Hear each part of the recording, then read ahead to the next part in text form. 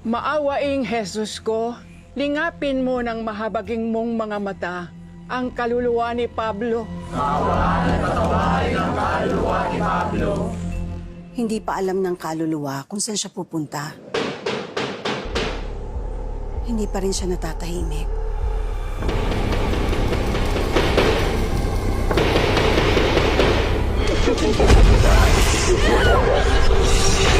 Andito siya mo?